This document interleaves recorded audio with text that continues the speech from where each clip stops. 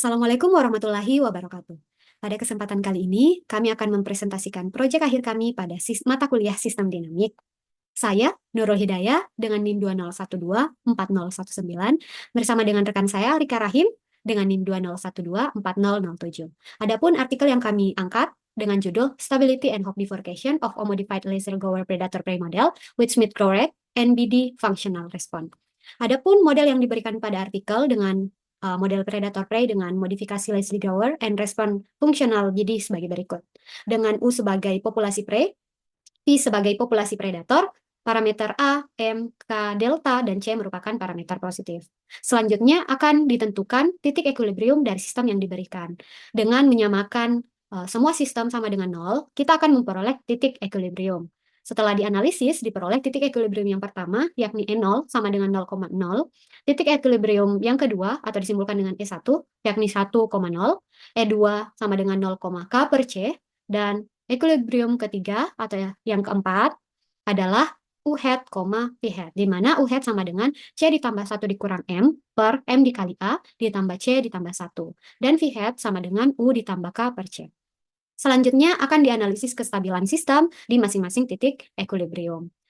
Analisis kestabilan akan digunakan yakni analisis dengan menggunakan matriks Jacobian, di mana dari sistem yang diberikan kita akan membangun matriks Jacobian yang sama dengan turunan F terhadap U, turunan F terhadap V, turunan G terhadap U, dan turunan G terhadap V, di mana F adalah persamaan pertama yakni turunan U terhadap T, dan G adalah turunan V terhadap T. Dari persamaan tersebut diperoleh Jacobian dengan anggota-anggotanya sebagai berikut. Kemudian lakukan substitusi V sama dengan U ditambah K per C ke anggota dari matriks Jacobian yang elemen 21 dan elemen 22 untuk menyederhanakan matriks Jacobian. Sehingga diperoleh J21 sama dengan delta per C dan J22 sama dengan negatif delta. Selanjutnya akan dianalisis kestabilan di masing-masing titik tetap. Untuk titik tetap E0 yang sama dengan 0,0 diperoleh Jacobian sebagai berikut. Dari Jacobian tersebut dapat dilihat bahwa nilai eigen pertama adalah 1 dan nilai eigen kedua adalah negatif delta. Karena kita ketahui delta adalah parameter positif, sehingga nilai eigen kedua akan bernilai negatif. Dengan demikian, solusi untuk titik tetap E0 bersifat tidak stabil bertipe saddle point. Selanjutnya, untuk titik tetap E1 yang sama dengan 1,0 diperoleh Jacobian 1 sebagai berikut. Dari Jacobian ini dapat kita peroleh nilai eigennya seperti yang ditayangkan dengan B itu sama dengan 1 per 1 ditambah A tambah delta, atau B di sini sama saja dengan trace dari matriks J1. Dapat dilihat bahwa nilai B bernilai positif. Secara tidak langsung, bagian real dari semua nilai eigen adalah bernilai negatif. Dengan demikian, solusi titik tetap E1 sama dengan 1,0 bersifat stabil asimptotik. Selanjutnya, analisis kestabilan untuk titik tetap E2 sama dengan 0, K per C. Diperoleh Jacobian sebagai berikut. Dari Jacobiannya dapat diklasifikasikan, trace dari matriks Jacobian tersebut adalah 1 dikurang M per 1 ditambah C dikurang delta. Dan determinannya adalah negatif delta ditambah delta dikali M per 1 ditambah C. Dari trace dan determinan ini, kita ketahui bahwa semua nilai parameternya adalah bernilai positif, maka tidak dapat secara langsung kita identifikasi nilai trace ataupun deltanya bernilai negatif atau positif. Maka perlu dikaji dengan membaginya menjadi dua kasus. Untuk kasus yang pertama, jika determinannya bernilai positif, maka nilai M per 1 ditambah C akan lebih besar dari 1. Sehingga trace dari matriks Jacobiannya akan sama dengan 1 dikurang M per 1 ditambah C dikurang delta itu akan bernilai negatif. Dengan kata lain, bagian real dari semua nilai eigen adalah negatif. Dengan demikian, solusi titik tetap E2 akan bersifat stabil asimptotik. Nah, untuk kasus yang kedua, jika determinannya lebih kecil dari 0 atau bernilai negatif, maka nilai determinan dari matriksnya akan lebih kecil dari 0, atau nilai hasil kali dari nilai eigennya akan kecil dari 0 atau bernilai negatif. Dengan demikian, solusi titik tetap E2 bersifat tidak stabil bertipe saddle point. Selanjutnya, untuk titik tetap E3 yang sama dengan U hat, V hat, dengan U hat sama dengan C ditambah 1 dikurang M per M dikali A ditambah C ditambah 1, dan V hat sama dengan U ditambah K per C. Diperoleh matriks Jacobian dengan trace dari matriks Jacobiannya sebagai berikut dan determinannya juga sebagai berikut. Kemudian untuk mempermudah perhitungan, kita gunakan B0 sama dengan 1 dikurang 2 U hat dikurang A U hat kuadrat per 1 dikurang A U hat dipangkat 2 kan. Dikurang dengan MV hat kuadrat ditambah M V hat dikali K dikurang U hat ditambah V hat ditambah K dikuadratkan. Sehingga diperoleh trace dari matriks J hat itu akan sama dengan B0 dikurang delta.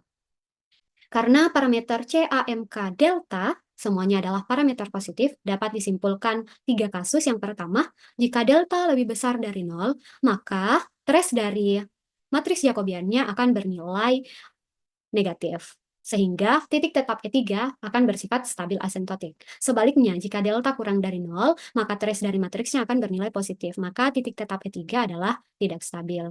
Nah, kemudian jika delta sama dengan B0, maka bifurkasi Hopf muncul pada titik tetap E3 yang sama dengan U hat, V hat. Selanjutnya akan dianalisis mengenai bifurkasi Hopf pada sistem. Syarat terjadinya bifurkasi Hopf dengan bentuk normal adalah bagian real dari nilai eigen sama dengan 0 dan bagian imaginer dari nilai eigen tidak sama dengan 0. Atau seperti yang tadi saya jelaskan, ketika delta sama dengan B0, maka bifurkasi Hopf dapat terjadi. Kemudian dicek kembali syarat transversal dari sistem dan diperoleh nilai D yang sama dengan negatif 1/2, yang artinya dia bernilai negatif, sehingga pengecekan bifurkasi Hopf dengan bentuk normal dapat dilanjutkan. Nah, selanjutnya akan dicari bentuk normal bifurkasi Hopf dan menentukan tanda pada indeks stabilitas, apakah positif atau negatif. Seperti yang dijelaskan sebelumnya, bifurkasi Hopf akan terjadi pada titik equilibrium E3. Sehingga kita perlu mentranslasikan titik equilibrium E3 ini ke titik asal 0,0 dengan cara U gelombang, memisalkan U gelombang sama dengan U dikurang U hat, dan V gelombang sama dengan V dikurang V hat, sehingga diperoleh sistem baru sebagai berikut. Dari hasil analisis, diperoleh matriks transformasinya adalah B sama dengan anggota-anggotanya yakni 1, 0, dan PQ, di mana PQ adalah sebagai berikut. Kemudian, untuk menentukan kestabilan solusi bifurkasi Hopf, kita perlu menghitung koefisien dari CB0 sesuai dengan yang diberikan. Nah, diperoleh mu bintang itu sama dengan negatif CB0 per M aksen B0. Sehingga berdasarkan teorema Poincare-Androhoff dapat disimpulkan bahwa ketika parameter delta lebih besar 0, dan misalkan CB0 adalah kestabilan dari solusi periodik bifurkasi, dan mu bintang menjadi arah bifurkasi Hopf, maka ketika CB0 bernilai negatif, solusi periodik hasil bifurkasi bersifat stabil, dan arah bifurkasi Hopf adalah superkritikal. Namun, ketika CB0 bernilai positif, maka solusi periodik hasil bifurkasi bersifat tidak stabil, dan arah bifurkasi Hopf adalah subkritikal. Selanjutnya akan disajikan mengenai simulasi numerik dari sistem yang diberikan oleh rekan saya, Rika Rahim. Dipersilahkan. Selanjutnya, kita masuk ke simulasi numerik. Dari model yang kita miliki terdapat 5 parameter. Dalam simulasi kali ini kita gunakan parameter A sama dengan 0,2, M sama dengan 2,3, K sama dengan 0,076, delta sama dengan 0,23, dan C sama dengan 1,65. Kelima parameter ini kita substitusi ke dalam sistem, akan menghasilkan sistem yang baru seperti ini. Dan juga setelah disubstitusi ke dalam B0, kita dapatkan nilai B0 sama dengan 0,1934. Selanjutnya, kita akan melakukan simulasi untuk ketiga kondisi. Yang pertama, untuk delta lebih besar dari B0. Ketika semua parameter bernilai positif dan nilai deltanya lebih besar dari B0, titik equilibrium E3 akan bersifat stabil asimptotik. Nah, dari kedua gambar ini, yang kiri merupakan trajektori dari prey dan predator ketika nilai deltanya sama dengan 0,23, dan yang kanan merupakan trajektori dari prey dan predator ketika nilai deltanya sama dengan 0,21. Dari kedua gambar ini, grafik merah menunjukkan populasi prey terhadap waktu. Awalnya, populasi prey berfluktuasi secara signifikan, tetapi amplitudo osilasinya semakin menurun seiring waktu. Ini menunjukkan bahwa sistem menuju ke kestabilan di mana populasi prey mendekati nilai konstan. Nah, untuk grafik yang biru menunjukkan populasi predator terhadap waktu. Sama seperti halnya prey, populasi predator juga berfluktuasi secara signifikan pada awalnya dengan amplitudo yang besar. Namun, fluktuasi ini berkurang seiring waktu, menunjukkan sistem menuju keseimbangan dengan populasi predator yang stabil. Nah, selanjutnya dari diagram fase ketika deltanya sama dengan 0,23 dan deltanya sama dengan 0,21, terlihat bahwa sistem akan berbentuk spiral yang stabil. Pola spiral ini menandakan bahwa sistem berada dalam keadaan stabil asimptotik, di mana populasi mendekati keseimbangan setelah beberapa siklus osilasi. Lintasan tersebut menunjukkan bahwa populasi predator dan prey berosilasi dalam fase tertentu, tetapi akhirnya mencapai titik keseimbangan yang stabil. Selanjutnya, untuk parameter delta kurang dari B0. Ketika semua parameter bernilai positif dan nilai deltanya kurang dari B0, titik equilibrium E3 akan bersifat tidak stabil. Nah, gambar yang dikirim merupakan trajektori dari prey dan predator ketika nilai deltanya sama dengan 0,15, dan yang kanan merupakan trajektori dari prey dan predator ketika nilai deltanya sama dengan 0,16. Nah, kedua gambar ini menunjukkan trajektori dari prey dan predator ketika nilai deltanya kurang dari B0. Yang gambar kiri ketika nilai deltanya sama dengan 0,15, yang kanan ketika nilai deltanya 0,16. Nah, dari kedua gambar ini, grafik merah merupakan osilasi populasi prey yang periodik. Populasi prey bertambah hingga mencapai puncak sebelum menurun kembali, dan siklus ini terus berulang. Amplitudo osilasi menunjukkan fluktuasi populasi yang terjadi dalam hubungan dinamis dengan predator. Dan untuk grafik yang berwarna biru, menunjukkan osilasi periodik namun dengan amplitudo yang lebih kecil dibandingkan dengan yang prey. Pola osilasi predator sedikit tertunda dibandingkan prey, yang mencerminkan hubungan antara kedua populasi. Saat populasi prey meningkat, predator mendapatkan lebih banyak sumber makanan, sehingga populasi juga meningkat. Namun saat populasi predator mencapai puncaknya, mangsa mulai menurun karena tekanan predasi yang tinggi, yang kemudian menyebabkan penurunan populasi predator.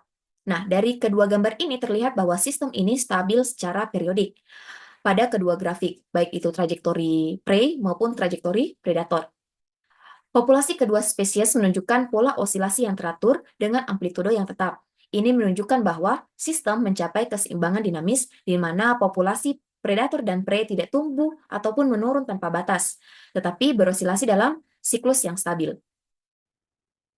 Selanjutnya, dari diagram fase ketika deltanya kurang dari B0, dari gambar ini terlihat bahwa sistem menunjukkan stabilitas periodik, di mana populasi predator dan mangsa terus berosilasi dalam siklus stabil tanpa konvergen ke titik equilibrium yang tetap.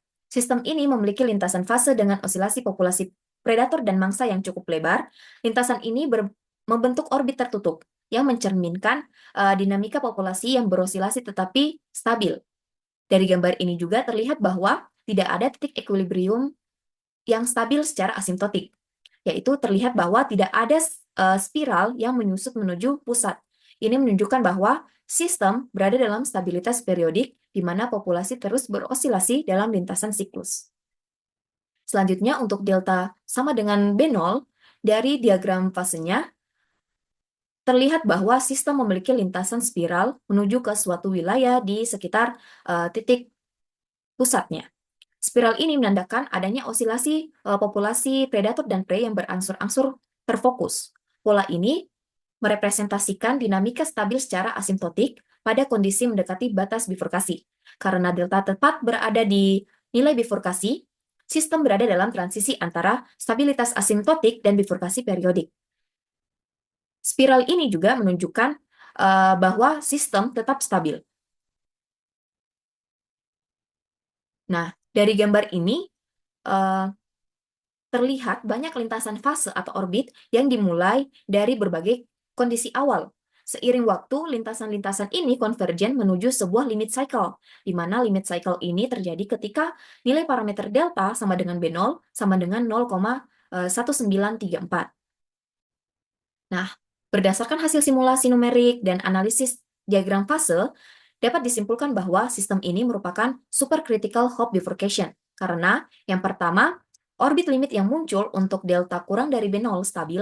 Yang kedua, ketika deltanya lebih besar dari B0, sistem stabil di titik equilibrium tanpa osilasi. Dan yang ketiga, tidak ada tanda-tanda ketidakstabilan yang mendukung bifurkasi subkritikal. Nah, dari pola transisi yang halus, orbit limit stabil, dan stabilitas titik keseimbangan setelah melewati B0 adalah karakteristik khas dari supercritical Hopf bifurcation. Nah, itulah tadi hasil simulasi numerik dari kelompok kami dan juga sebagai penutup dari presentasi kami. Kurang lebihnya mohon dimaafkan. Wassalamualaikum warahmatullahi wabarakatuh.